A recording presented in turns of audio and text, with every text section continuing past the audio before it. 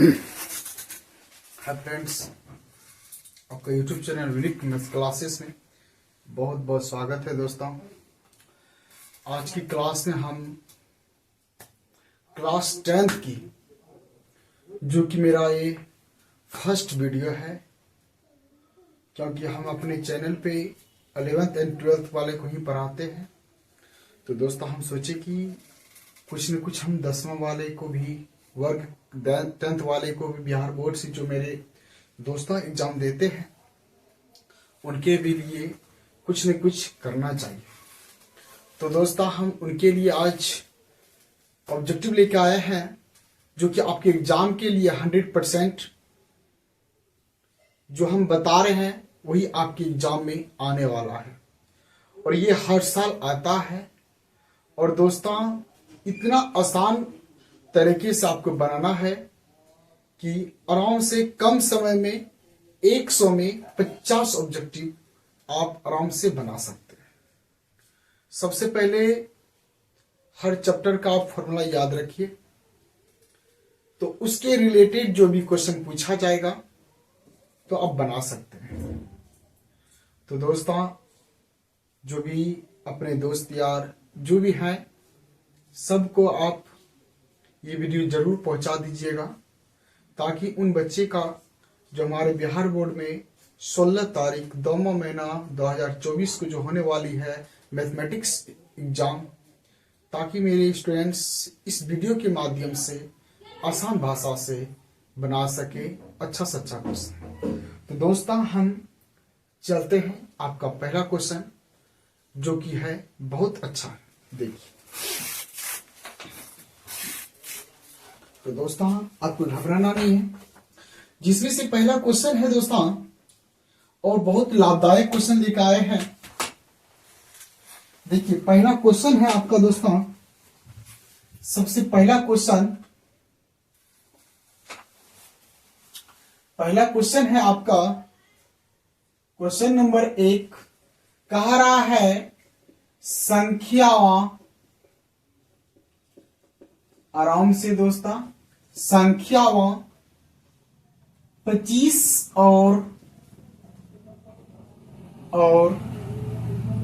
50 के HCF तथा LCM का गुणनफल क्या होगा।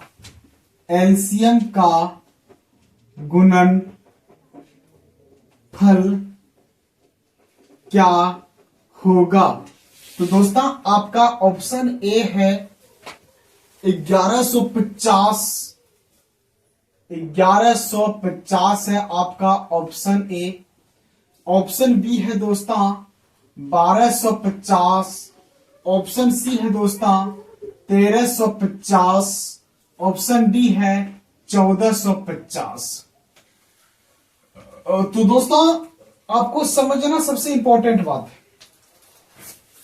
क्वेश्चन जो बोला है दोस्तों, वो क्या बोला है, संख्याओं 25 और 50 के, संख्याओं 25 और 50 के एलसीएम क्या गुणनफल क्या होगा। तो दोस्तों, सबसे पहले एलसीएम और एचसीएफ कैसे निकालते हैं। तो 25 है ना, उसके बाद क्या है 50 है। तो 25 का कोफिशिएंट लिखिए दोस्तों, क्या लिख सकते हैं इसका गुणनखंड 5 गुना 5 गुना 1, 6 25, 25 से का 25 लिख दिए। फिर 50 को दोस्तों क्या लिख सकते हैं 5 गुना 5 गुना 2, 6 25, 25 गुना 50 गुना 1। अगर आपको ऐसे नहीं आता है तो आप लघुत्तम ले लीजिए दोस्तों। 25 का 5 से 6 25, फिर दोस्तों 5 से 5 का 5। उसी प्रकार दोस्तों, आप 50 का ले लीजिए, 2 बार में कटाना है 25, फिर दोस्तों 5 बार में, फिर दोस्तों 5 बार में। तो इस तरह की कट गया। अब दोस्तों, हम क्या करते भाई, जो इसमें मिलता है, दोनों में जो भी गुणनखंड मिलते हैं उनको हम बाहर निकाल के हम उनको क्या मानते हैं दोस्तों, एचसीएफ होता है। क्या होता है दोस्तों, एचसीएफ। तो मेरे भाई आप देखिए, 5 मिला, 1 5 लिखिए, फिर 1 5 मिला, 1 5 लिखिए, उसके बाद 1 मिला, तो दोस्तों ये जो भी प्राप्त होगी वो होगा एसएफ। 5 25 25 से का 25, ये आपका एसएफ प्राप्त हो गया। अब हम बात करते हैं एलसीएम। एलसीएम क्या होता है दोस्तों? जो मिला उसको लिखिए और जो नहीं मिला उसको भी लिखिए। तो दोस्तों अगर हम बात करें एलसीएम की, तो दोस्तों सबसे पहले जो मिलेगा, जो भी अवयव आपका मिलेगा गुणनखंड, उसको लिखना है। 5 5 मिला, उसके बाद फिर 5 मिला, उसके बाद 1 मिला, उसके बाद दोस्तों क्या बचा? क्या? 2। जो मिलेगा उसको लिखना है, जो बचेगा उसको भी लिखना है गुना के रूप में। अब दोस्त इसको गुना कर दीजिए। 5 25 25 से का 25, 25 दूना 50। तो आपका एसएफ एलसीएम प्राप्त हो गया। क्वेश्चन के मुताबिक देखा जाए तो दोस्तों संख्याओं का 25 और 50 का एसएम और एलसीएम निकल गया, लेकिन सबसे इंपॉर्टेंट बात क्या है? इसका बोला है कि गुणनफल क्या होगा। इसका क्या बोला दोस्तों? गुणनफल क्या होगा, यानी कि इस दोनों का गुणनफल, इस दोनों का दोस्तों गुणनफल। तो मेरे भाई तो गुना कीजिए। 25 ये है आपका एसएफ का वैल्यू, एलसीएम का वैल्यू क्या है? 50 है। तो दोस्तों 0 रह जाएगा। 5 25 के 5, बाकी 2, 5 दूना 10, 10 दू 12। तो मेरे भाई आपका आंसर 1225 आ गया, जो कि एक क्वेश्चन आपका 2 अंक में भी फिक्स है। आपके एग्जाम में 2 नंबर में आ जाएगा कि संख्या 25 और 50 का एसएफ तथा एलसीएम क्या होगा। तो आप इस तरह बना दीजिएगा तो आपका 2 नंबर भी मिल जाएगा। दूसरा पॉइंट, अगर ऑब्जेक्टिव पूछा जाए तो आपको इस तरह तोड़ना है। उसके बाद 1225 आप 1250, तो ऑप्शन बी आपका करेक्ट आंसर। 1250 आपका दोस्तों करेक्ट आंसर। तो मेरे भाई कैसा लगा? जरूर आप लोगों को अच्छा लगा होगा तो कमेंट जल्द ही कीजिएगा, और कहीं भी दिक्कत हो, थोड़ा सा भी हो, तो आप लोग जरूर दोस्तों कोशिश कीजिएगा बोलने का। तो मेरे भाई अब हम लोग चलते हैं क्वेश्चन नंबर 2। आप लोग बताइएगा जैसा भी आवाज जा रही है। तो दोस्तों आपका क्वेश्चन नंबर 2 देखिए कितना बेस्ट हम लेके आए हैं। क्वेश्चन नंबर 2 देखिए। क्वेश्चन नंबर 2 दोस्तों बहुत इंपॉर्टेंट है। तो दोस्तों देखिए आपका क्वेश्चन नंबर 2 देखिए कितना अच्छा है। कह रहा है दोस्तों, ठीक है दोस्तों, क्वेश्चन कह रहा है कि 7/15 7/15 का दशमलव प्रसार क्या होगा? दशमलव प्रसार होगा। मेरे भाई आप गौर से देखिए, आपका ऑप्शन क्या है? पहला है शांत, दूसरा है दोस्तों अशांत, तीसरा है दोस्तों आवर्ती, चौथा है दोस्तों कोई नहीं। मेरे भाई सबसे पहले आपको सबसे इंपॉर्टेंट बात समझना है। सबसे इंपॉर्टेंट बात आपको यह समझना है कि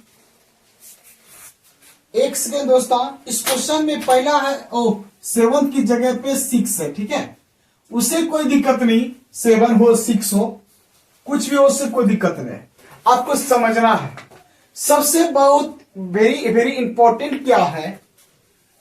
शांत और शांत अगर पूछा जाए तो आप कोशिश कीजिए, हर हमेशा दोस्तों कोशिश कीजिए कि नीचे एक अगर कट रहा है, ये अगर कट रहा है तो कटाना है।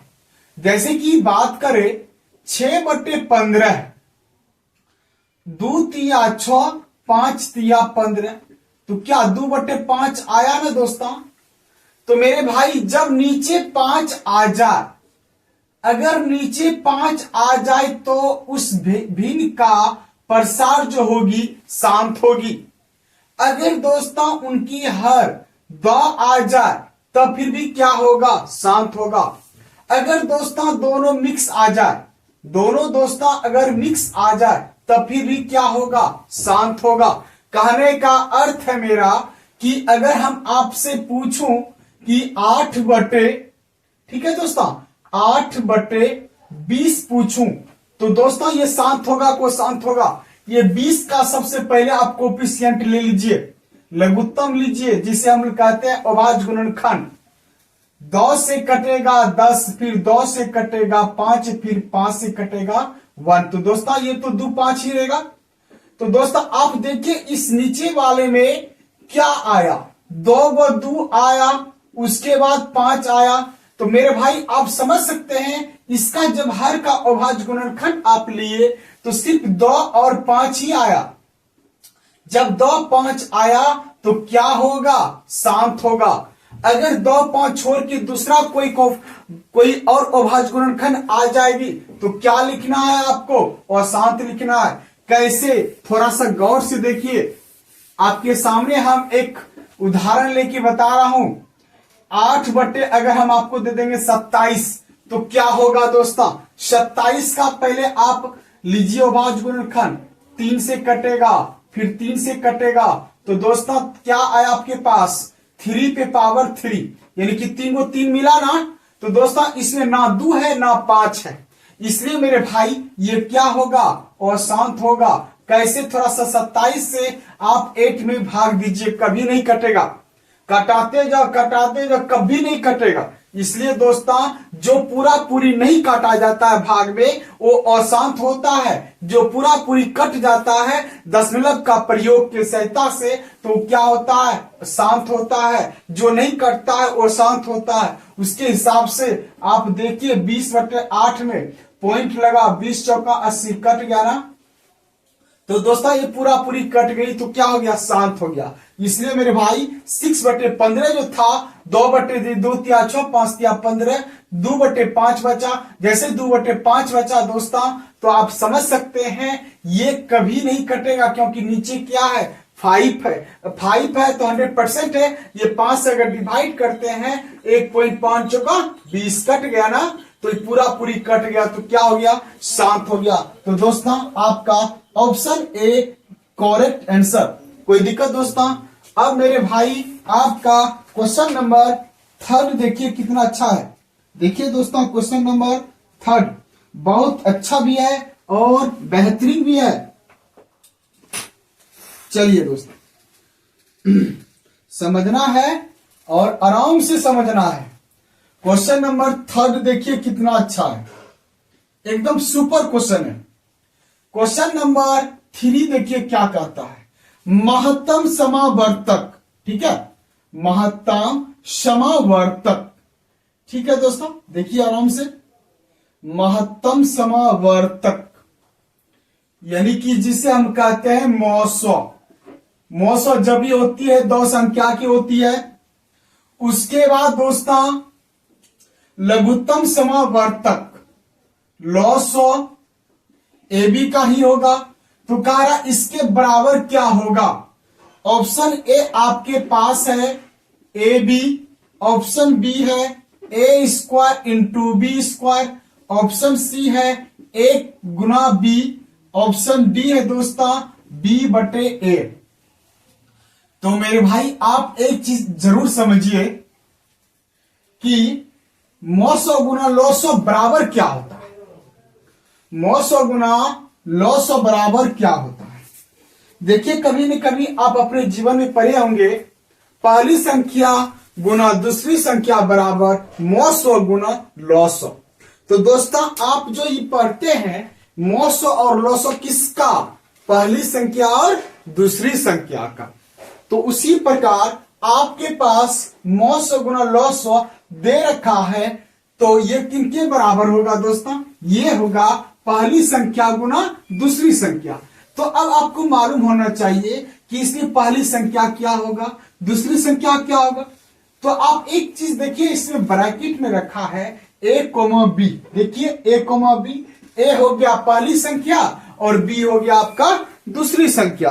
तो इसलिए मौसो गुना लॉसो बराबर क्या हो जाएगा दोस्तों, पहली संख्या गुना दूसरी संख्या, आपका ए बी हो जाएगा। ठीक है, ए बी बराबर, ठीक है। हालांकि ए बी क्रॉस में है, ठीक है, ये भी होगा, ए और सी दोनों हो जाएगा क्योंकि ए बी, ठीक है। कॉन्फिडेंस आपका ए है, आपका 100% सही है, ठीक है।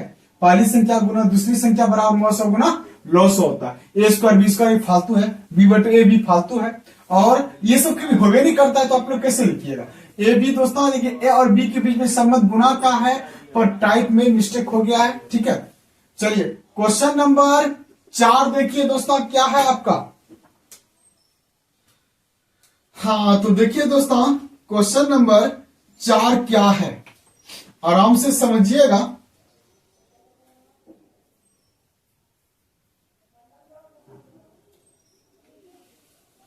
चलिए दोस्तों, हाँ एक क्वेश्चन है और बहुत बेहतरीन भी है और बेस्ट भी है। कह रहा है कि यदि एक, ठीक है, क्वेश्चन है दोस्तों, यदि एक अर्ध वृत्त आकार चांदे का परिमाप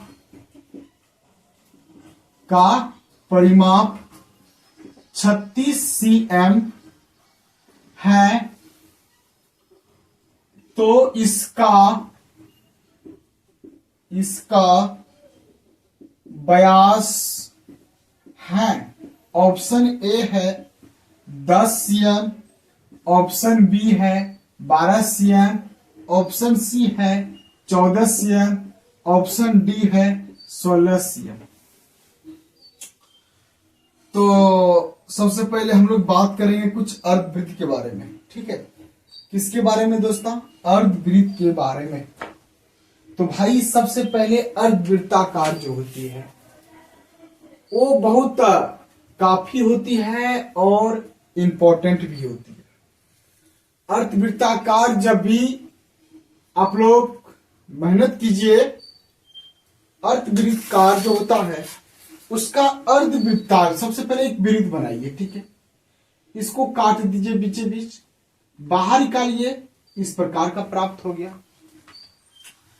व्यास वही रह जाएगा जो कि होता है 2 गुना आर, और परिधि जो होता है ये जो इसको हम लोग सूचित करते हैं सी से, वही होगा।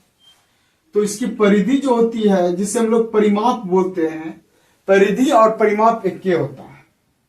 वृत्त का क्या होता है, 2 पाई आर होता है ना। तो इसका होगा दोस्तों,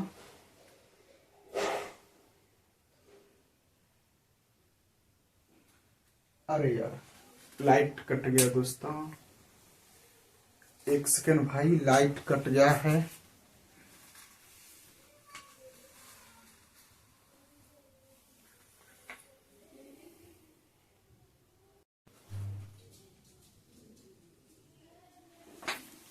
तो दोस्तों, हाय फ्रेंड्स, आपका YouTube चैनल में क्लासेस में बहुत बहुत स्वागत है दोस्तों। तो दोस्तों अभी जस्ट हम ये क्वेश्चन बताने के चक्कर में थे और लाइट कट गया था। एक वीडियो बन गया 18 मिनट का है, अगर इसमें ऐड होगा तो ऐड कर देंगे, नहीं होगा तो कोई दिक्कत नहीं, तो लाइट कट गया था। फिलहाल दोस्तों हम चलते हैं। आपका पहला क्वेश्चन था संख्याओं इतना 25 और 50 का एचसीएफ तथा एलसीएम का गुणनफल क्या होगा। तो हम दोनों का एलसीएम 25 और 50, तो हम किए क्या थे दोस्तों, इससे पहले तो किए क्या दोस्तों, यहां से हम बताए थे इसका परिमाप क्या होगा। तो परिमाप क्या होता है दोस्तों, 2 + पाई इंटू आर, इसका सूत्र होता है, ठीक है, 2 + पाई इंटू आर। तो उसके हिसाब से चौथा क्वेश्चन हम बना रहे थे, तो लाइट कट गया, तो कोई दोस्तों बात नहीं। तो हम इसको थोड़ा सा 2 मिनट में इसको हम डिस्कस कर लेते हैं। तो 25 लिखिए बराबर 5 गुना 5 गुना 1, फिर 50 लिखिए 5 गुना 5 गुना 2। तो दोस्तों इसमें एचसीएफ पहले निकाल लीजिए। क्वेश्चन क्या बोला है, एचसीएफ और एलसीएम का गुणनफल क्या होगा। तो 5 फिर दोस्तों 5, ये मिला फिर मिला, 5 है 25। फिर दोस्तों एलसीएम बोला है, एलसीएम भाई कैसे बनाइएगा, जो मिला उसको भी लिखिए, जो नहीं मिला उसको भी लिखिए। तो दोस्तों क्या भाई आपका है 5 यानी कि सबसे पहले देखिए दोनों मिला है 5 लिखिए, फिर दोनों मिला 5 लिखिए, फिर जो बचा उसको भी लिखिए। 5 है 25, 25 दूना 50। तो दोस्तों आपका एलसीएम कितना आया? 50 आया। अब क्वेश्चन क्या बोला था? क्वेश्चन बोला था दोनों का गुणनफल। तो गुणनफल करना है 50 गुना 25। गुणनफल मतलब इसका एचसीएफ और एलसीएम दोनों को गुना कीजिए। तो क्या होगा? 0 25 25 1,200, तो 1250। कितना आया दोस्तों? 1250। ऑप्शन बी आपका करेक्ट आंसर। अब मेरे दोस्त क्वेश्चन नंबर सेकंड क्या बोला था कि 6/15 का दशमलव प्रसार क्या होगा? तो सबसे पहले नीचे वाले को पहले देखिए, इसको अगर कट रहा है तो कटा दीजिए, कटाइए। 2 तिया 6, 5 तिया 15, 2/5। जैसे ही नीचे 5 आ जाए तो क्या लिखिएगा? शांत। अगर दोस्तों 2 सिर्फ आएगा तब फिर भी क्या लिखना है? शांत। 5 की जगह पर अगर 2 भी आ जाए शांत लिखिएगा। अगर दोस्तों 2 और 5 दोनों मिक्सिंग आ जाए, ठीक है, जैसे कि आपको हम दे देंगे 8/20, तो दोस्तों इसमें देखिए 8/2 भी आ रहा है, 5 भी आ रहा है, ठीक है। 2 गुना 2 गुना 5, 2 गुना 4 4 5 20। तो दोस्तों सिर्फ 2 और 5 आया है, इसलिए क्या हो जाएगा? शांत हो जाएगा। अगर इसके अलावा कोई और इसमें एलिमेंट आ जाएगा, 2 5 3 भी आ जाएगा तो अशांत लिखना। अगर सिर्फ 3 आ जाए अशांत लिखना। 2 5 छोड़ के अलावा कोई भी आ जाए तो आपको अशांत लिखना है, ठीक है। अशांत हो गया दोस्तों, ये तो शांत हो गया क्योंकि नीचे 5 था। अब नीचे क्या था? 900 गुना 900। 900 गुना 900 बराबर क्या आता है? पहली संख्या गुना दूसरी संख्या। तो इसमें पहली संख्या क्या है? ए है, दूसरी संख्या क्या है? बी है। तो दोस्तों ए और बी गुना के रूप में लिख दिया है, पहली संख्या गुना दूसरी संख्या। ऑप्शन सी आपका करेक्ट आंसर। अब मेरे भाई अब हम आते हैं जो क्वेश्चन बताने वाले थे, जिसमें से हम लोग अर्धवृत्त के बारे में पढ़ लिए थे और लाइट कट गया था। अब हम बात करते हैं उस क्वेश्चन को जो कि हम डिटेल पढ़ेंगे और आराम से पढ़ेंगे, सोच समझ के पढ़ेंगे। तो दोस्तों आपके क्वेश्चन क्या कह रहा है? क्वेश्चन है दोस्तों आपका कि एक अर्धवृत्त आकार चांदे का परिमाप। चांद देखे है ना, वो अर्धवृत्ताकार। अर्धवृत्ताकार मतलब क्या होता है? पूरा वृत्त का आधा, पूरा वृत्त का दोस्तों आधा। तो मेरे भाई आप एक चीज समझ सकते हैं, इसके आधे। सबसे पहले हम बात करते हैं एक वृत्त की। तो दोस्तों अगर हम वृत्त को देखें, अगर ये वृत्त है, ये क्या है दोस्तों? वृत्त है। थोड़ा बड़ा बनाते हैं, सर्कल जिसको हम लोग इंग्लिश में बोलते हैं। इसको अगर आप बीचों बीच काट दीजिए, जैसे बीचों बीच काटिएगा तो वो हो जाएगा आपका एक हो जाएगा अर्धवृत्त। क्या हो जाएगा? अर्धवृत्त। अब दोस्तों इस क्वेश्चन में लिखा है कि एक अर्धवृत्त, यदि एक अर्धवृत्त आकार चांदे का परिमाप, यानी कि इसकी परिमाप जो होती है वो आपके पास दे रखा है। इसकी परिमाप क्या है दोस्तों? हाँ, तो इसका परिमाप आपके पास दे रखा है 36 cm। तो कह रहा है कि इसका व्यास क्या होगा? तो दोस्तों देखिए, वृत्त का व्यास हो या अर्धवृत्त का व्यास हो तो हम d बराबर वही पढ़ेंगे 2 गुना r, 2 गुना त्रिज्या। तो दोस्तों सबसे पहले हम अर्धवृत्ताकार की जो चांद है आपका, उसमें परिमाप 36 है। तो इसका फॉर्मूला क्या होता है? परिमाप। परिमाप को हम लोग परिधि भी बोलते हैं और परिमाप भी बोलते हैं, एक के बात होता है, ठीक है। तो इसका फॉर्मूला क्या होता है? r इंटू पाई प्लस 2, ठीक है, ये फॉर्मूला आता है r इंटू पाई प्लस 2। अब बराबर क्या दोस्तों? 36। बराबर क्या दोस्तों? 36। अब मेरे भाई अब पाई का मान बैठाइए। 8 पाई का मान क्या होता है? 22/7 प्लस फिर दोस्तों क्या है? 2 है, बराबर 36 cm। पहले आप त्रिज्या निकालिएगा ना, पहले आप इसका मान निकाल लीजिएगा, इस त्रिज्या का मान निकालिएगा, तब ना पूरे व्यास का निकाल लीजिएगा, जो कि हम 2 से गुना कर देंगे। तो चलिए दोस्तों, तो पाई का मान 22/7, इसका फॉर्मूला आता है r into pi plus 2। Objective में भी आता है कि अर्धवृत्त अर्धवृत्त का क्षेत्रफल क्या होता है, सॉरी परिमाप क्या होता है, तो क्या बोलिएगा r इंटू पाई प्लस 2। ठीक है, चलिए पाई का मान 22/7 प्लस 2 नहीं कुछ तो 1। अब दोस्तों r इंटू 22/7 विभिन्न के जोड़ 7 एक का लघुत्तम दोस्तों 7 खत्म तो 22 एक 7 7 एक से भगा दीजिएगा 1 7 7 7 दूना 14। अब मेरे दोस्त 36 cm। अब आराम से देखिए 22 14 कितना हो गया 36/7 बराबर 36 cm, इसलिए r बराबर 36 गुना 7/36 36 कट गया तो r का मान 7 cm। तो आपको समझ में आ गया होगा कि अर्धवृत्ताकार चांद जो है उसका वैल्यू कितना आया, त्रिज्या का 7 cm। तो दोस्तों आपको क्या चाहिए, त्रिज्या नहीं आपको व्यास चाहिए। अगर इस क्वेश्चन में यहां व्यास की जगह पे रेडियस यानी कि त्रिज्या लिखा रहता तब तो दोस्तों आपका आंसर आ गया, लेकिन भाई क्वेश्चन को बढ़ा दिया है, व्यास बोल दिया है तो 2 से गुना कर दिया है। तो चलो भाई हम भी 2 से गुना कर देंगे। r का वैल्यू क्या है 7 cm है, तो 2 सत्ते कितना हो जाएगा 14। तो दोस्तों अब आपके ऑप्शन देखिए, आप अपना ऑप्शन देखिए दोस्तों कहां है 14 cm। तो दोस्तों ऑप्शन ए 10 cm है, ऑप्शन बी 12 cm है, ऑप्शन सी है आपका 14 cm। तो दोस्तों आपका ऑप्शन सी करेक्ट आंसर हो जाएगा। तो मेरे भाई अब हम बात करते हैं आपके क्वेश्चन नंबर 5 की तरफ बढ़ रहे हैं, जो कि काफी इंपॉर्टेंट होंगे और लाभदायक भी होंगे आपके एग्जाम के लिए। 2024 में यही से क्वेश्चन आएगा और हर साल आता है और कभी आपको घबराना नहीं है। चलिए दोस्तों क्वेश्चन नंबर आपका 5वां बहुत इंपॉर्टेंट है। चलिए देखिए दोस्तों क्वेश्चन 3, 4, 0, 3, 4, 5, 3 का बहुलक क्या होगा। क्या कहता है दोस्तों का बहुलक होगा।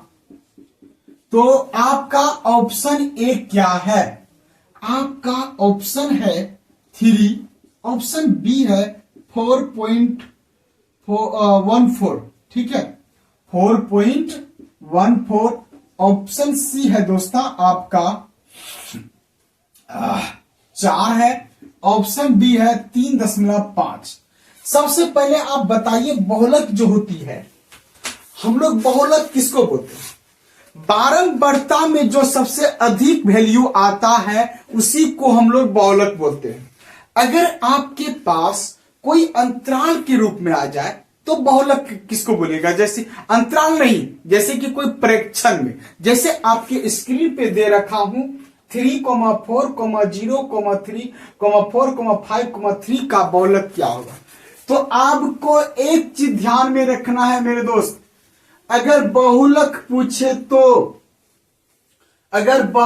पूछे तो इसमें जो सबसे अधिक बार आया है उसी को लिखना है, जो सबसे अधिक बार आएगा उसको लिखना है। तो दोस्तों आप यहां गौर से देखिए 3, 1, 2, 3 यानी कि 3 पहले देखिए 1, 2, 3 यानी कि 3 जो है कितने बार आया है 3 बार आया है।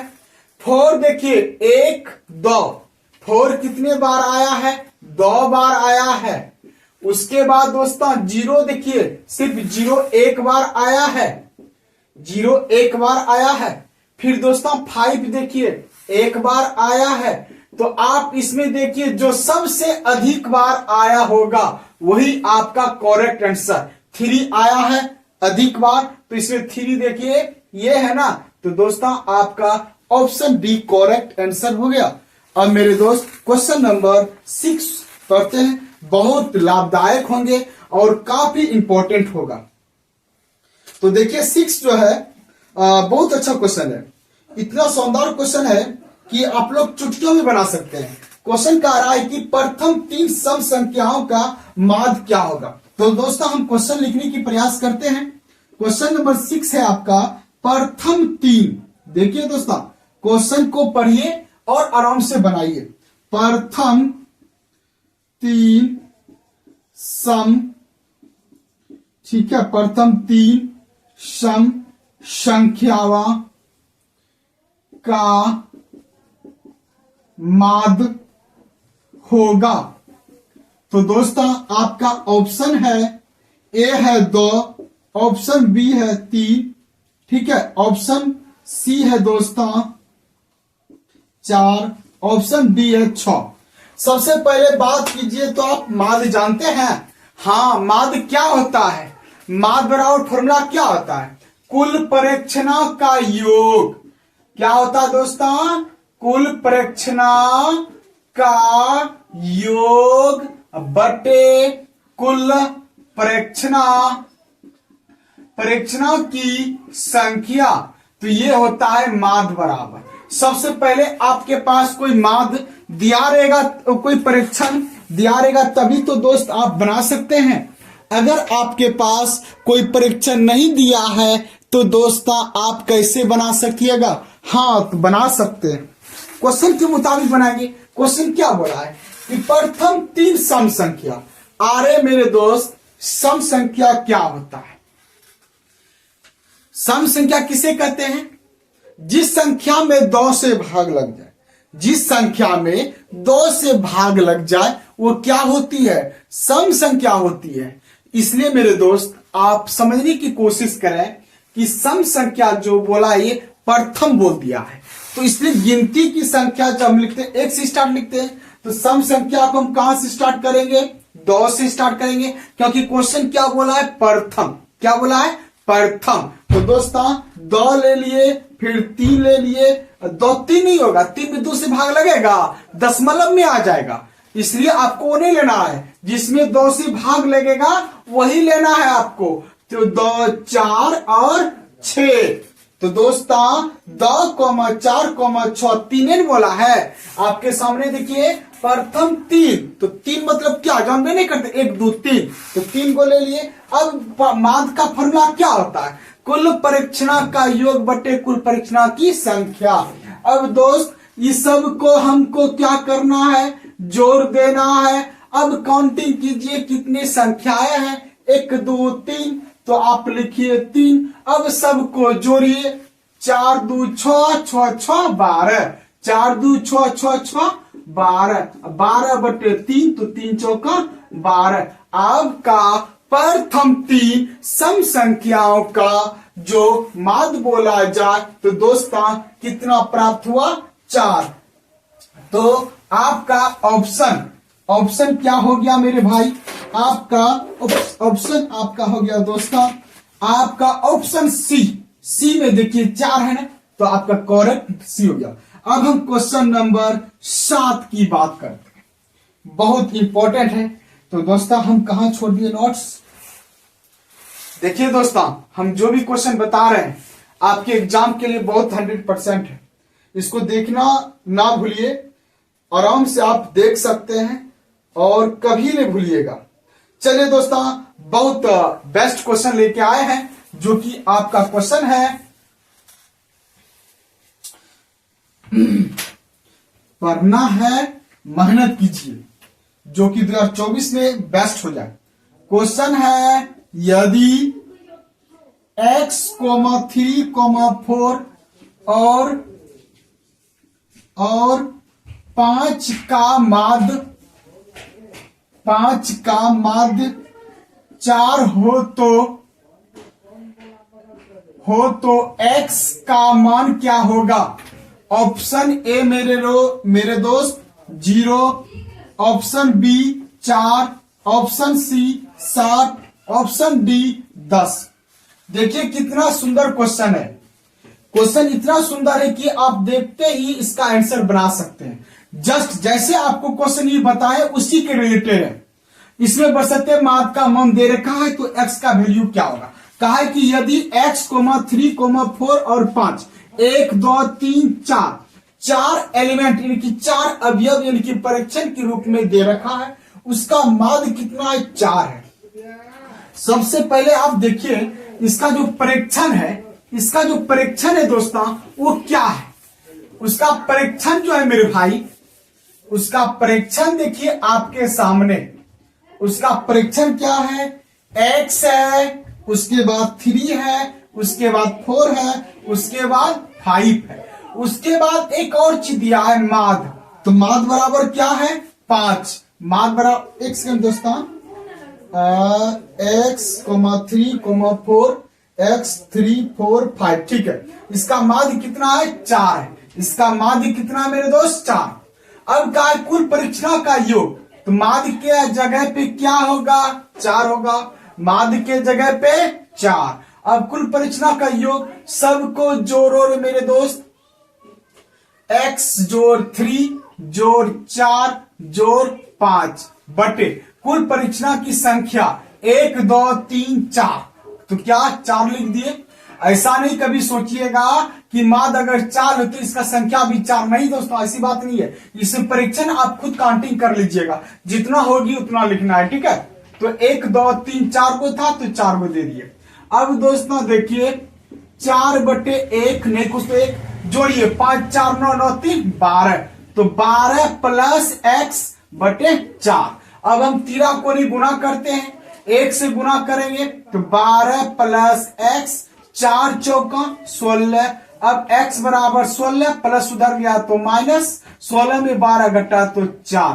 तो दोस्तों आपके सामने x का वैल्यू कितना आया दोस्तों 4। तो मेरे दोस्त आपका ऑप्शन बी करेक्ट आंसर। कहीं किसी को दिक्कत नहीं होना चाहिए, जिस आसान भाषा में हम आप लोगों को बताने की कोशिश कर रहा हूं, ठीक है। चलिए क्वेश्चन नंबर देखिए दोस्तों, आपका बहुत सुंदर है, जो कि आपके स्क्रीन पे होगा। हाँ, एक क्वेश्चन अच्छा है, देखिए क्वेश्चन क्या है। क्वेश्चन नंबर 8वां देखिए कितना अच्छा है। क्वेश्चन नंबर 8 जो है कह रहा है कि एक लंबवृत्तीय शंकु की ऊंचाई, ठीक है, एक लंबवृत्तीय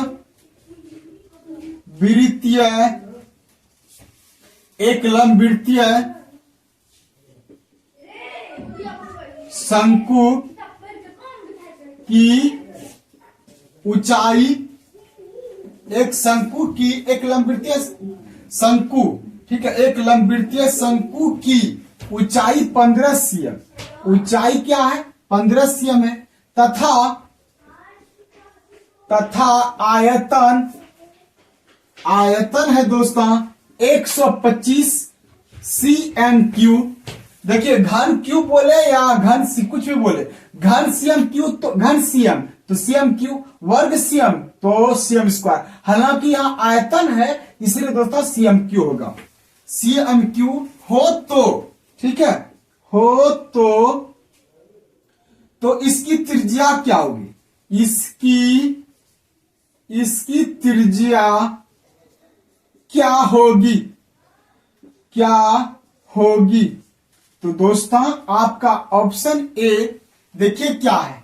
ऑप्शन ए है 10 cm, ऑप्शन बी है 5 cm, ऑप्शन सी है दोस्तों आपका 8 cm, ऑप्शन डी है दोस्तों इनमें से कोई नहीं, नन ऑफ दिच।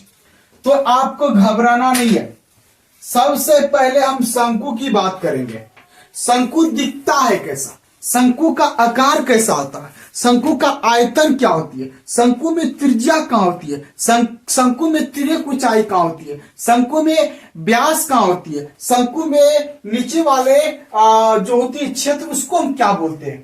तो दोस्तों आप लगे रहिए, जरूर दोस्तों हम आप लोगों को बहुत बेस्ट कंसेप्ट देने की प्रयास करूंगा, जिसमें से आपके एग्जाम में 100% मार्क्स प्राप्त हो जाए। चलिए दोस्तों हम बात करते हैं आपके शंकु।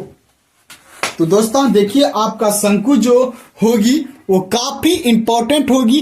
अरे आपका तो क्वेश्चन दिखाई नहीं दे रहा है दोस्तों, एक सेकंड भाई, एक सेकंड, हम तो बकबक कर रहे हैं लेकिन आपका क्वेश्चन दिखाई नहीं दिया दोस्तों। सॉरी दोस्तों, मैं आप लोगों से सॉरी बोलना चाह रहा हूं, क्योंकि दोस्तों आपका क्वेश्चन हम जो बोल रहे थे वो सिर्फ आप सुन रहे थे, लेकिन आप लोगों को दिखाई नहीं दे रहा था। जो कि हम आए मोबाइल की तरफ तो देखिए, यहाँ क्वेश्चन दिखाई नहीं दे रहा। तो चलिए दोस्तों आराम से समझिएगा। अब हम आपको एक बार क्वेश्चन पढ़ के सुना देता हूं जो मैं लिखा था। ठीक है, एक लंबवृत्तीय, ठीक है, एक आपके पास लंबवृत्तीय शंकु है। ठीक है, तो दोस्तों एक लंबवृत्तीय शंकु की ऊंचाई जो है 15 सीएम, उसकी जो ऊंचाई होती है 15 सीएम आपके पास है। फिर कह रहे तथा इसका आयतन 125 सीएम क्यूब, इसका आयतन जो है 125 सीएम क्यूब। तो इसकी त्रिज्या क्या होगी, जो कि ऑप्शन आपका A 2 cm, option B 5 cm, option C 8 cm, option D none of these, इनमें से कोई नहीं। तो दोस्तों चलिए हम बात करते हैं। सबसे पहले आपके शंकु क्या है। देखिए भाई, आपकी शंकु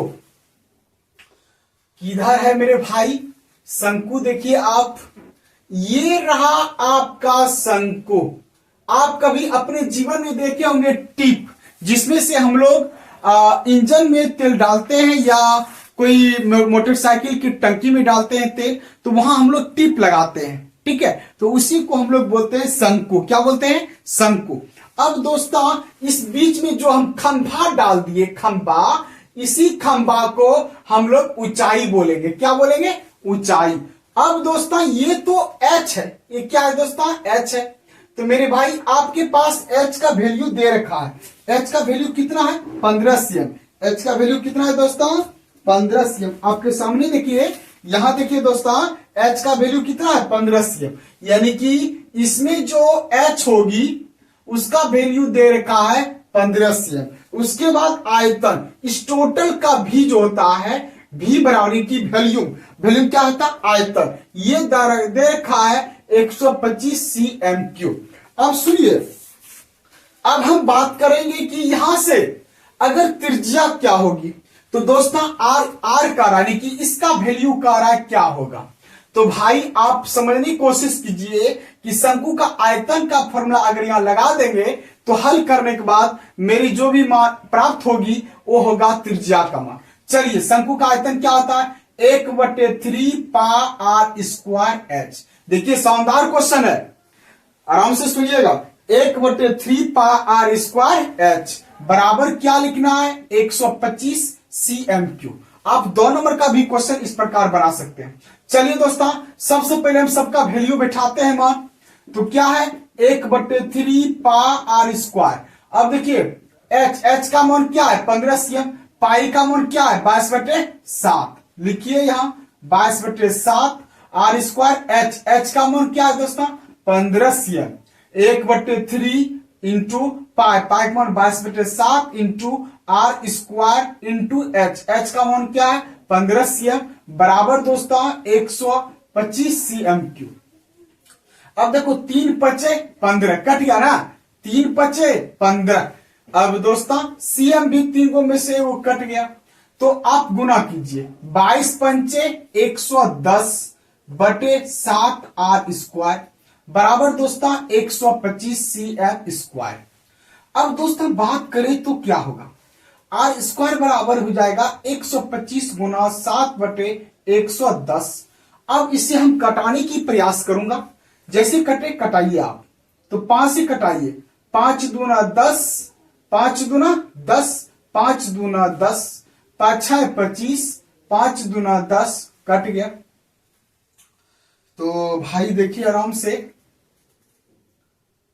से आप देखिए, आर स्क्वायर बराबर 25 7 हो गया 175, यानी कि 25 चौका 100, 25 तिया 75, 175/22 हो गया, जिसमें से ए आर का वैल्यू नहीं आने की चांस लग रहा है। तो कहीं न कहीं हम लोग फॉर्मूला तो गलती नहीं बैठा रहा हूं, 1/3 पा आर स्क्वायर एच बैठा दिया हूं दोस्तों। तो चलिए दोस्तों हम पहले फॉर्मूला देखते हैं। शंकु में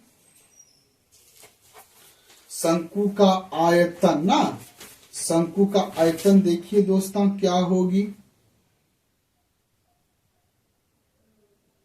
ठीक है, शंकु का आयतन 1/3 पा आर स्क्वायर एच ही होता है।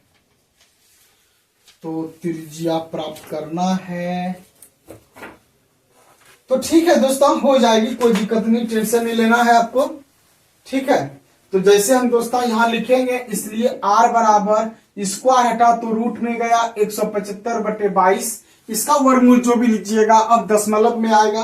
तो आपका ऑप्शन है, देखिए तो 2 cm है, 5 cm है, 8 cm है, ऑप्शन नहीं है, इसलिए दोस्तों क्या होगा आंसर, नन ऑफ दीज होगा। अगर मेरा आंसर मिल जाता तो हम लिखते, जो मिलता वो लिखते, नहीं मिला तो नन ऑफ दीज। आप देख सकते हैं आपके सामने ये जो भी क्वेश्चन है, ठीक है, और इसका आयतन 1/3 पाई स्क्वायर h होता है। ठीक है दोस्तों, अब हम लोग क्वेश्चन नंबर 9 की तरफ चलते हैं, जो कि काफी इंपॉर्टेंट होंगे।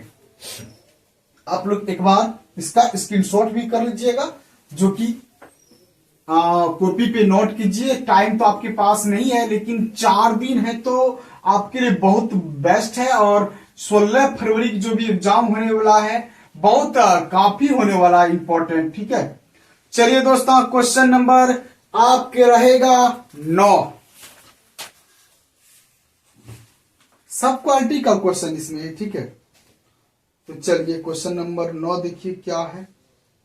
यदि शंकु के आधार का क्षेत्रफल और आयतन के बराबर, तो शंकु की ऊंचाई क्या होगी।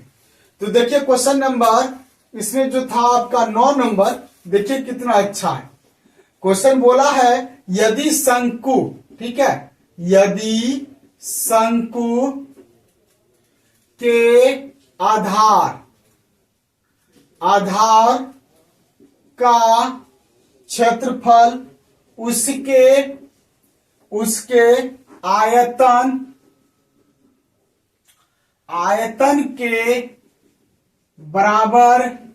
आयतन के बराबर हो, तो शंकु की ऊंचाई क्या होगी, शंकु की ऊंचाई क्या होगी।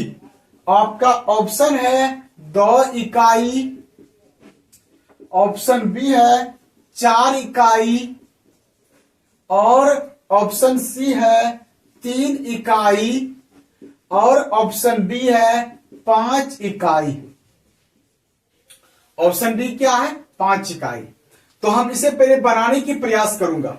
सबसे पहले एक शंकु बनाइए, ठीक है, और ये शंकु जो अभी हम आपको बताए उसी प्रकार शंकु का आधार में क्या है, वृत्त है। शंकु का आधार में क्या है, वृत्त है, और ये टोटल क्या है, शंकु है। इस शंकु के आधार का क्षेत्रफल, शंकु के आधार यानी कि शंकु के नीचे में जो है दोस्तों, वो नीचे वाला जो भी वैल्यू है वो क्या है दोस्तों, आधार है, और आधार का क्षेत्रफल। तो दोस्तों आधार का क्षेत्रफल, आधार क्या है, वृत्त है ना, आधार का क्षेत्रफल बराबर करना है इसके आयतन। तो आधार क्या है, वृत्त है, तो वृत्त का क्षेत्रफल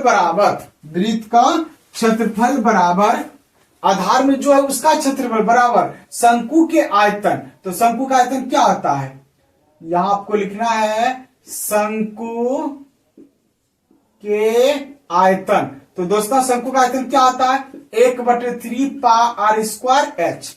तो चलिए वृत्त का क्षेत्रफल क्या आता है, पा आर स्क्वायर। तो आप लिखिए, दोनों को बराबर कीजिए।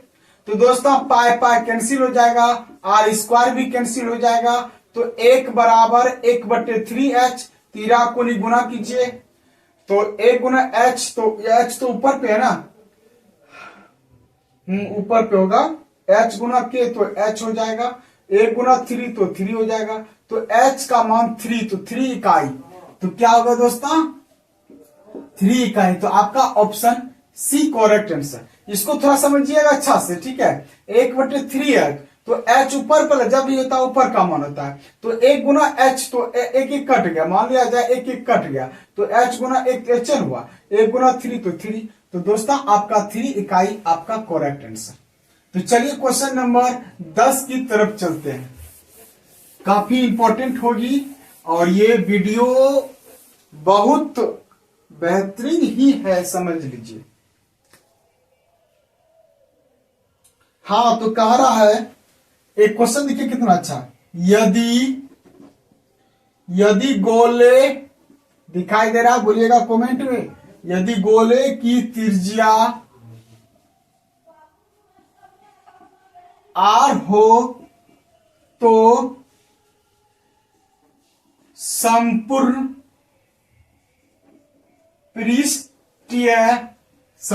पृष्ठीय क्षेत्रफल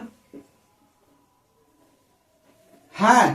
तो दोस्तों आपके पास ए नंबर देखिए, ए हो जाएगा 2 पार स्क्वायर, बी हो जाएगा 3 पार स्क्वायर, सी हो जाएगा 4 पार स्क्वायर, डी हो जाएगा नन ऑफ दीज। एक गोले की त्रिज्या आर है, ठीक है, एक गोला है, ठीक, उस गोले की त्रिज्या आपके सामने है आर। क्या है दोस्तों? आर है।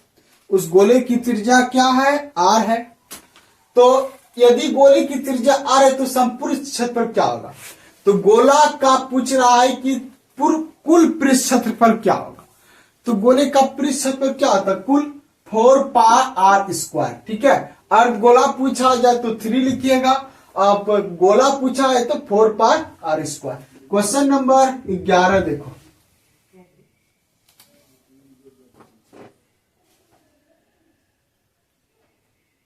क्वेश्चन है 12 नंबर,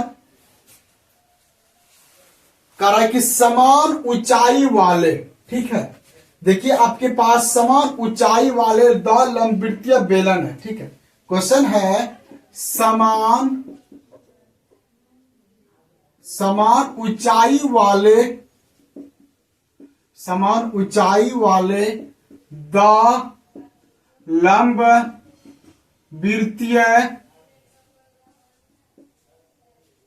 बेलना के आयतन का अनुपात है 9:16।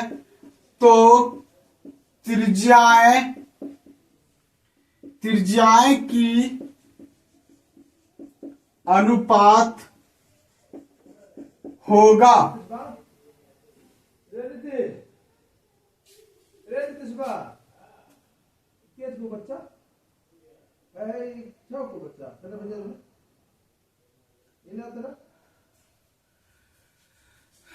बेलन, समान ऊंचाई वाले 2 लंबवृत्तीय बेलनों के आयतन का अनुपात 9:16 है। आपके पास जो भी बेलन है,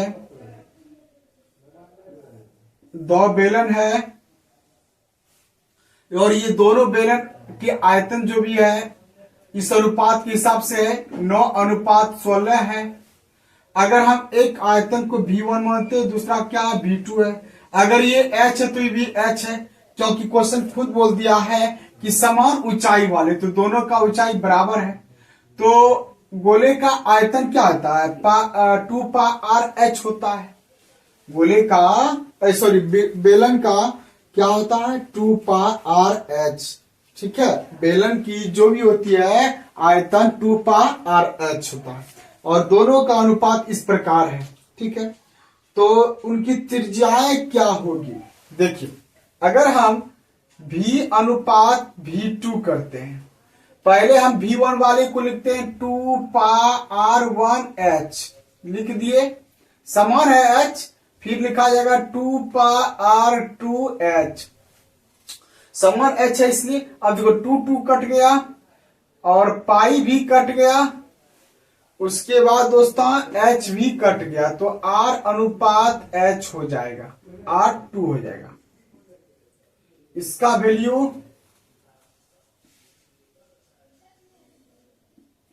बराबर 9, ठीक। उसके बाद दूसरा हो जाएगा दोस्तों आपका पार स्क्वायर H, पार स्क्वायर H बराबर पार 2 स्क्वायर H, ठीक है। H खत्म हो जाएगा, पाई भी खत्म हो गया, तो R1 स्क्वायर बराबर R2 स्क्वायर। अब स्क्वायर यानी कि 9 है, 3 का स्क्वायर इधर 16 तो 4 का स्क्वायर यानी कि 3 स्क्वायर और 4 स्क्वायर, ये गलत है। और बेलन का जब भी आयतन होती है क्या होती है, पार स्क्वायर एच। बेलन का आयतन पार स्क्वायर एच। तो इसमें दो बेलन थे जिसमें से दोनों बेलन की ऊंचाई क्या है, आपस में समान है यानी कि बराबर है। तो दोनों को हम एच समान ही रखे लेकिन त्रिज्या अलग अलग है, इसलिए किसी को R1 मान लिए, किसी को R2 मान लिए। उसके बाद दोस्तों पाई तो कैंसिल हो जाएगा, एच भी इक्वल है तो कैंसिल, तो R1 स्क्वायर बराबर R2। अनुपात होगी, इक्वल नहीं है, अनुपात है। यहां भी हम अनुपात दे दिए। अब यहां देखिए आपके पास क्या है, ये है आपका 9:16। तो जब 9:16 है तो 9 को हम लोग क्या लिख सकते हैं, 3 का स्क्वायर, फिर 16 को क्या लिख सकते हैं, 4 का स्क्वायर। तो स्क्वायर कैंसिल, तो 3:4। तो आपका ऑप्शन जो भी होगा इसका ऑप्शन क्या होगा, 3:4 होगा। तो ये है आपका ऑप्शन नंबर, आपका हो जाएगा सी करेक्ट आंसर, जिसमें से हम आपको ऑप्शन नहीं लिखे, लिख देते हैं आपको ऑप्शन ए बराबर 9:16, बी बराबर 16:9, सी बराबर 3:4, डी बराबर 4:3। तो आपका ऑप्शन सी करेक्ट हो जाएगा। तो दोस्तों अब हम लोग अगले क्वेश्चन की ओर चलते हैं जो कि बहुत बेहतरीन क्वेश्चन होने जा रहा है।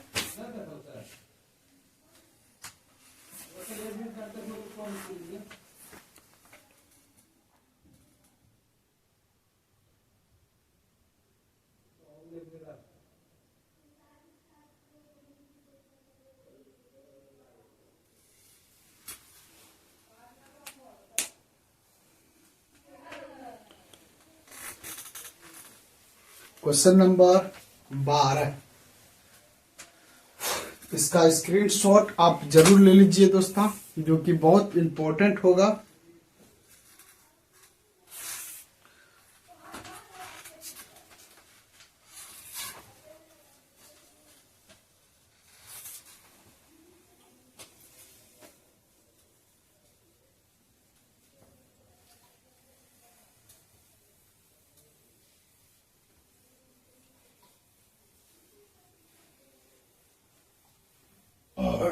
क्वेश्चन नंबर देखो 12 क्वेश्चन,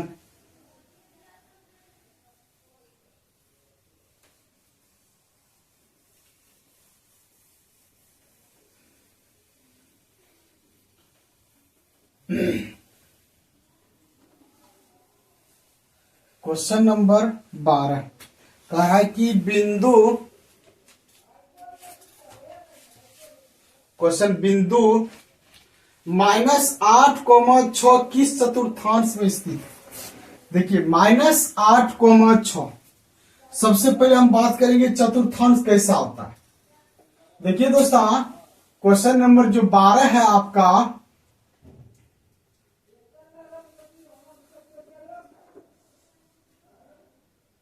क्वेश्चन नंबर 12 है बिंदु -8,6 किस चतुर्थांश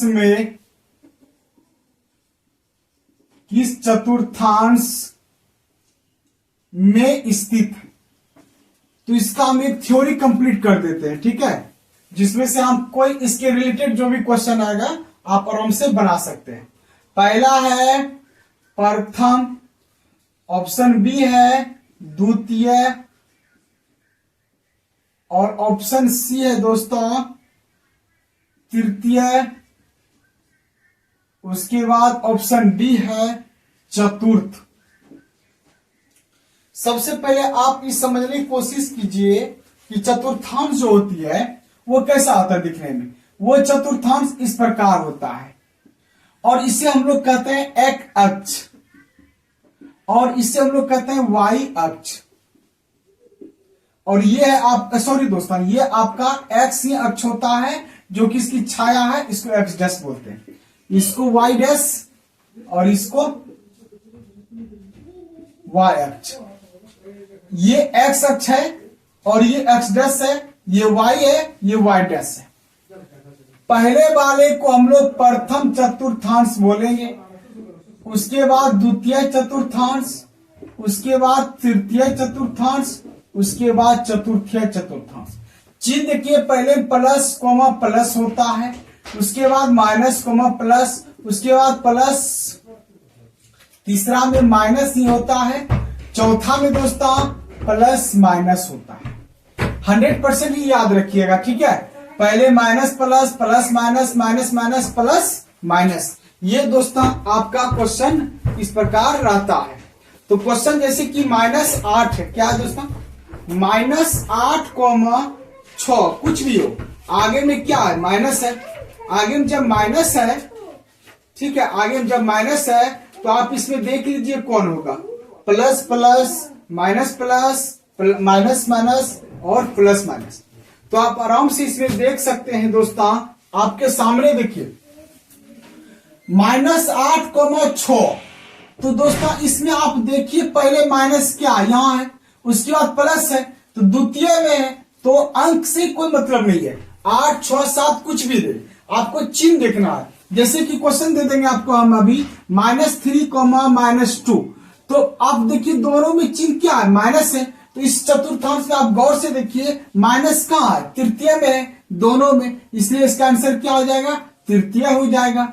अगर क्वेश्चन पूछूं कि 3, -2, तो 3 के आगे क्या है, प्लस है, 3 के आगे क्या है, प्लस है, कोमा उसके बाद माइनस है, तो प्लस माइनस। तो आप देखिए इसमें प्लस माइनस कौन है, यही प्लस माइनस है। तो जब ये प्लस माइनस है तो क्या चतुर्थ हो गया, क्या हो गया दोस्तों, चतुर्थ हो गया। तो इसलिए आपको अंक से मतलब नहीं रखना है, आपको सिंपल देखना है कि कहां क्या है। माइनस है तो आपको चतुर्थांश याद रखना है, कैसे, प्लस प्लस प्रथम, माइनस प्लस दूसरा, दोनों माइनस तीसरा, एक प्लस एक माइनस चतुर्थ। तो आप इस तरह बना सकते हैं। तो दोस्तों जरूर आप लोग समझ गए होंगे, अगर नहीं समझे तो दोस्तों जरूर आप कमेंट कीजिएगा। चलिए क्वेश्चन नंबर 13।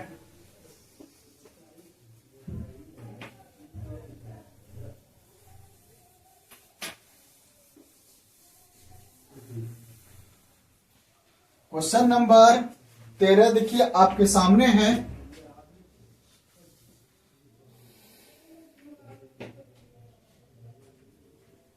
हाँ, क्वेश्चन नंबर 12 आ गया ज्योमेट्रिक का।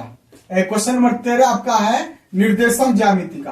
कह रहा है कि बिंदु ए है 8,10 तथा दूसरा है बी 4,6 को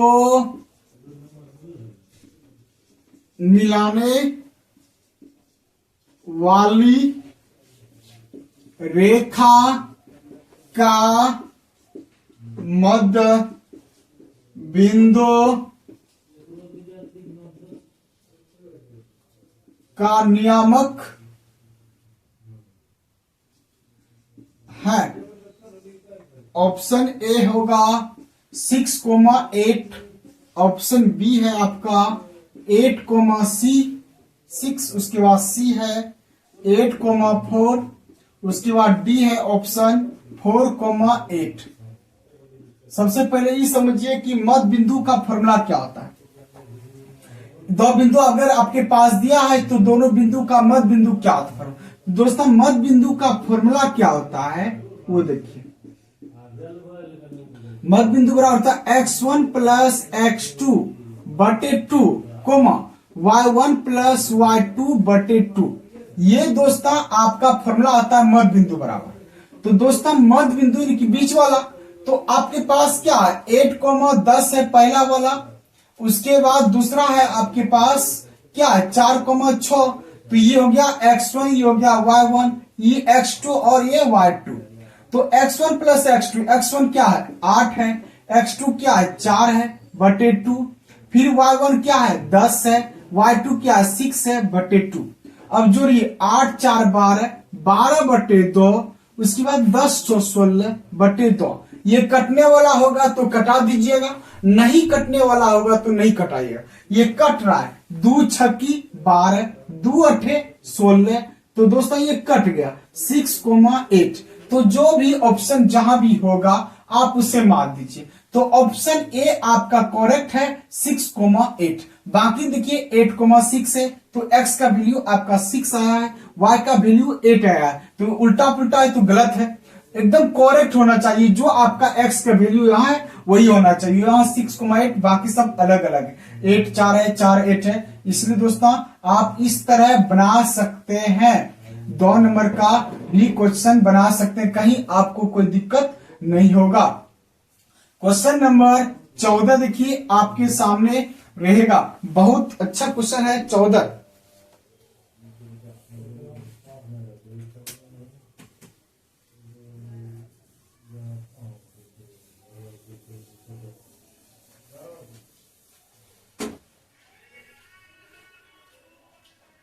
अब देखिए दोस्तों क्वेश्चन नंबर देखिए 14 नंबर बहुत बेहतरीन है।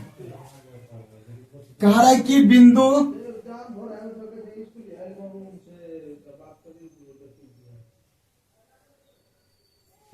है 2,3 की दूरी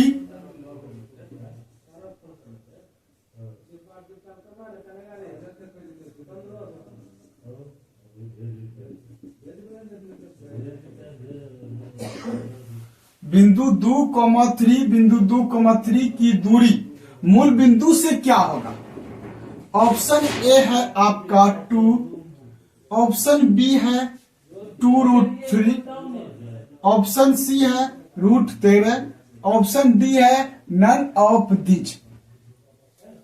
सबसे पहले देखिए मूल बिंदु का जो सूत्र होता है, मूल बिंदु और कोई बिंदु आपके पास अगर कोई मूल बिंदु यहां है 0,0 और दूसरा बिंदु आपके पास कोई यहां है x, y, इसके बीच की दूरी अगर पूछा तो दोस्त आप कैसे लिखिएगा, √x² प्लस y²। हमेशा याद रखिए मूल बिंदु से कोई भी बिंदु की बीच की दूरी का फॉर्मूला √x² प्लस y² कर देना है। ऐसे तो आप जनरल जानते हैं कि x1 प्लस x2 घटा x1 का होल स्क्वायर प्लस y2 घटा y1 का स्क्वायर। तो भाई आप समझने की कोशिश कीजिए, x2 घटा x1 का होल स्क्वायर प्लस y2 घटा y1। तो यहां आपके पास कोई बिंदु 0 0 है और कोई बिंदु x और y है। जब हम x2 की बात करें तो इतना घटा इतना, तो x में घटाएंगे 0 तो x ही प्राप्त होगा, y में 0 घटाएंगे तो y ही प्राप्त होगा। इसलिए मूल बिंदु से दूरी पूछूं कोई भी तो √x² प्लस y²। अब आपके पास क्या है 2,3 है तो x y है तो √2² प्लस 3²। अब 2 दूना 4, 3 तिया 9, √13। तो ऑप्शन आपका सी करेक्ट आंसर हो जाएगा, √13। ऐसे सब क्वेश्चन आपके बिहार बोर्ड में बहुत सारा आता है। इस 2 3 की जगह पे कुछ भी आ सकता है, 1 3 5 6 7 8 कुछ भी आ सकता है बिंदु के रूप में। और मूल बिंदु से पूछा जाए तो √100 से x² प्लस y² कहा जाए। और एक ऑब्जेक्टिव इसके रिलेटेड है, यहां बिंदु की जगह पे x, y दे देगा। जैसे कि देखिए आराम से क्वेश्चन नंबर 15 आराम से देखिए, आपके पास दे देगा बिंदु x, y की, सेम क्वेश्चन है, यहां डिजिट है, यहां क्या है डिजिट है, यहां आपका कोई चर है x, y, यहां डिजिट है तो डिजिट में आंसर आएगा, यहां वेरिएबल है और चर है तो ऑटोमेटिक चर ही आएगा। की दूरी मूल बिंदु से होगी। तो दोस्तों आपके पास ऑप्शन दिया रहेगा √x² minus y², option B दिया रहेगा √x² plus y², option C दिया रहेगा दोस्तों √xy, ऑप्शन डी रहेगा नन ऑफ दीज। तो क्या अभी जस्ट बताए ना आपको, ऑप्शन डी बी हो जाएगा करेक्ट आंसर। तो बस इसके जगह पे देखिए अंक था तो स्क्वायर कर देना है, अंक नहीं है तो स्क्वायर के रूप में ही कर देना है। ऑप्शन 16, क्वेश्चन नंबर 16 देखिए, क्वेश्चन को छोड़ना नहीं है, समझने की ज्यादा कोशिश कीजिए और आराम से आप समझ सकते हैं। तो चलिए क्वेश्चन नंबर 1 है, बिंदु -12, -18 का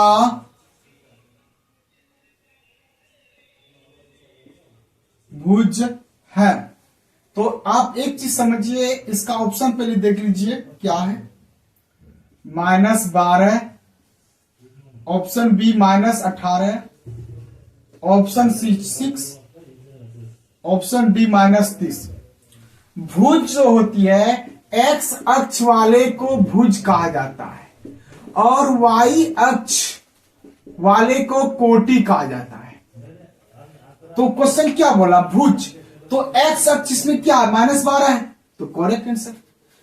एक्स वाला भुज होगा, वाई वाला कोटि होगा। तो इस एक्स में -12 था, तो कह रहा था भुज क्या होगा, तो -12 हो गया भुज।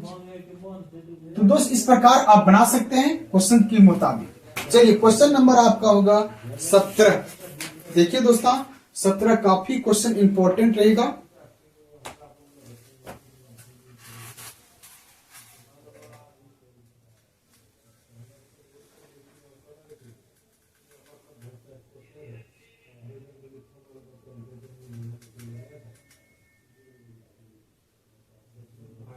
चलिए आराम से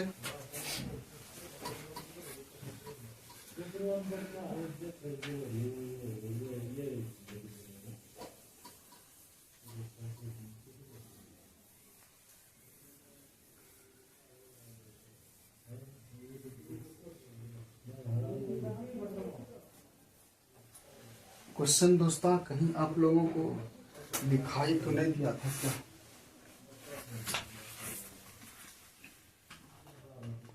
दे दिया हुआ दोस्तों।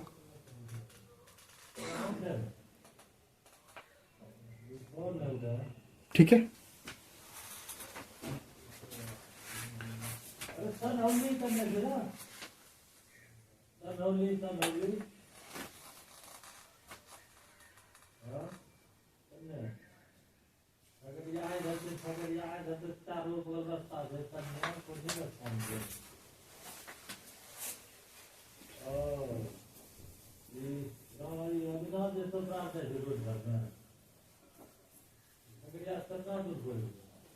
चलिए दोस्तों अब हम लोग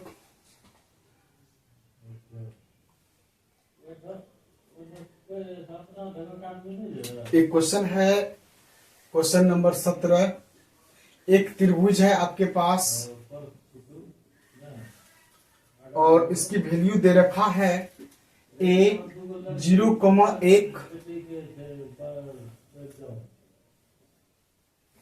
नीचे करके लिखता हूं a 0,1, b है दोस्तों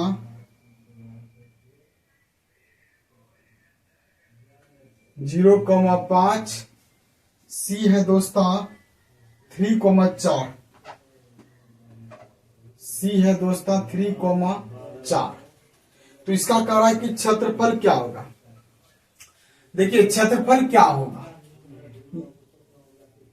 इसको हम लोग x1 मानेंगे, इसको y1 मानेंगे, ये x2 रहेगा और ये y2 रहेगा और ये दोस्तों x3 और ये y3।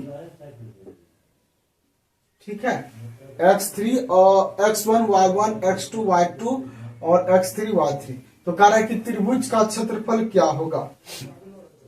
तो त्रिभुज का क्षेत्रफल का सूत्र क्या होता है, 1/2 23 31 बार है। सूत्र को समझने की कोशिश कीजिए। x1, y2 घटा y3 प्लस x2 y3 घटा y1, उसके बाद x3 y1 घटा y2। अब देखो सबका वैल्यू बिठा दो, आ जाएगा। इसका पहले आप लोग एक ऑप्शन भी देख लीजिएगा। इसका 16 8 6 है, 16 8 6, ऑप्शन डी है 4। अब देखो 1/2 x1 क्या है आपके पास 0 है, इंटू y2 क्या है 5, y3 क्या है 4। यहां देख लीजिए आपके सामने डायग्राम को देखते ही कम करना है। x2 भी क्या है 0 है, y3 क्या है 4 है, y1 क्या है 1 है, प्लस x3 क्या है 3 है, ठीक है। उसके बाद y1 1 है, y2 5। अब देखिए दोस्तों 1/2 0 से गुना कीजिए तो क्या होगा 0 होगा, प्लस फिर 0 से गुना कीजिए 0 होगा। अब 5 में गया 4 क्या 12 -12।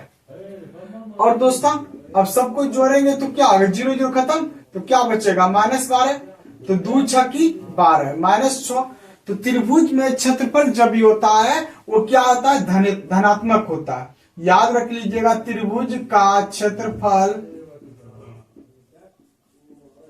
धनात्मक मान होते हैं, तो माइनस है तो क्या हो जाएगा प्लस हो जाएगा। तो आपका option C correct answer, question number 17। अब हम लोग क्वेश्चन नंबर 18 की तरफ चलेंगे जो कि त्रिकोणमिति का है और काफी इंपॉर्टेंट है। देखिए दोस्तों क्वेश्चन नंबर 17 देखिए,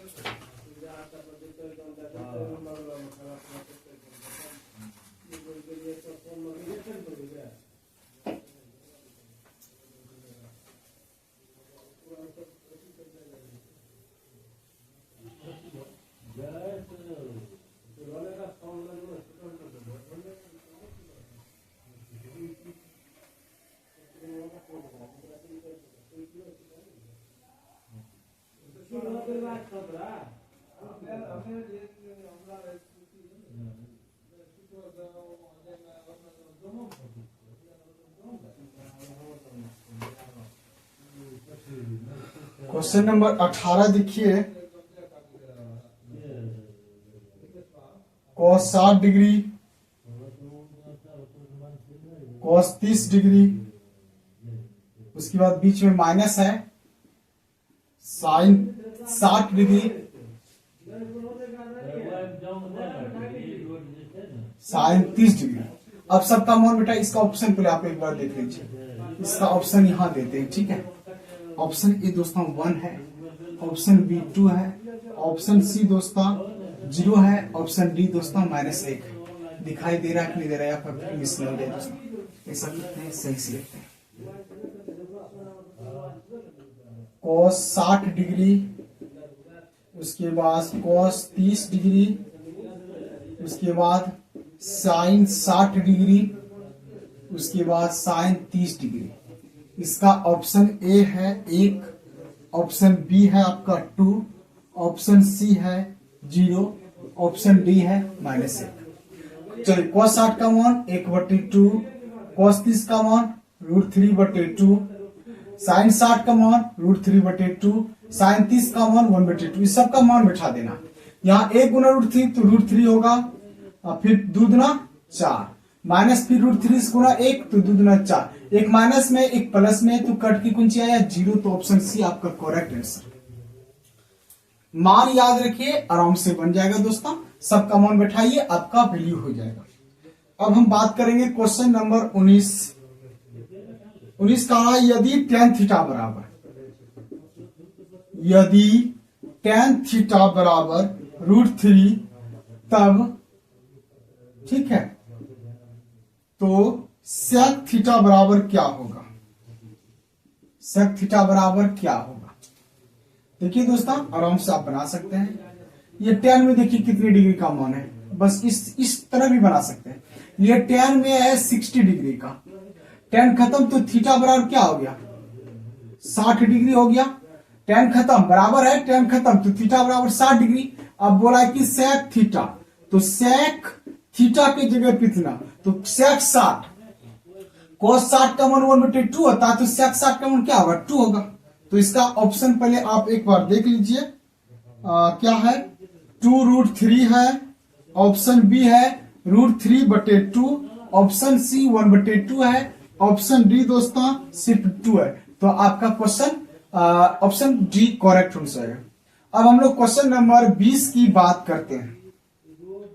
बहुत अच्छा फॉर्मूला है। देखिए क्या कहा, ये आप गौर से देखिए, टेन थीटा, थीटा में देखिए कितने डिग्री मान होता है, 60 डिग्री का होता है। टेन टेन खत्म तो थीटा का 60, तो सेक थीटा, सेक का थीटा के जगह पे 60 बिठा दिए, से 60 डिग्री का 2 होता है। मान याद तो करना ही पड़ेगा, और आपको मान किसी भी हालत में दोस्तों याद रखिए। सेक 90 डिग्री माइनस ए बराबर क्या होगा? आपका ऑप्शन देखिए, ए है कोसेक,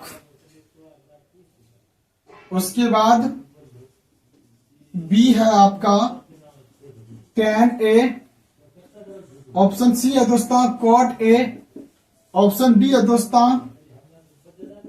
साइन ए। तो सेक 90 माइनस थीटा तो कोसेक ए, सेक है तो अब ये थोड़ा एक सूत्र याद रखिएगा, ठीक है, कम बन जाएगा। साइन 90 माइनस ए तो कॉस ए, और cos 90 माइनस ए तो साइन ए, और tan 90 माइनस ए तो कोट ए। उसके बाद अगर कोट 90 माइनस ए है तो tan ए, और उसके बाद अगर सेक में आ जाए 90 माइनस ए तो हो जाएगा कोसेक ए। उसके बाद अगर आ जाए कोसेक में 90 माइनस ए तो हो जाएगा सेक ए। इससे एग्जाम में हर साल आता है, इसको याद रखिएगा। उसके सब सेक था, कोसेक हो गया आपका क्लियर। तो दोस्तों अब हम लोग क्लास को इन करते हैं, और जो भी क्लास में आज पढ़े वो काफी इंपॉर्टेंट था और आपके एग्जाम के लिए काफी था, जो कि इसके रिलेटेड से बाहर कभी क्वेश्चन नहीं आए। तो हम अगले दिन बात करेंगे क्वेश्चन नंबर 21 से, और बहुत बेहतरीन पढ़ाएंगे दोस्तों। तो दोस्त बने रहिएगा। तो दोस्तों अगर आप लोगों को अच्छा लगा तो सब्सक्राइब जरूर कीजिएगा नए दोस्तों को, और अभी जल्द से जल्द अपने ग्रुप में डालिएगा। जो स्टूडेंट्स 10th का चाह रहा है मैथ में अच्छा से अच्छा मार्क्स ला दें, तो दोस्तों उनके लिए बहुत काफी इंपॉर्टेंट क्लासेस हैं। तो फिर मिलते हैं दोस्तों अगले वीडियो के साथ। जय हिंद दोस्तों।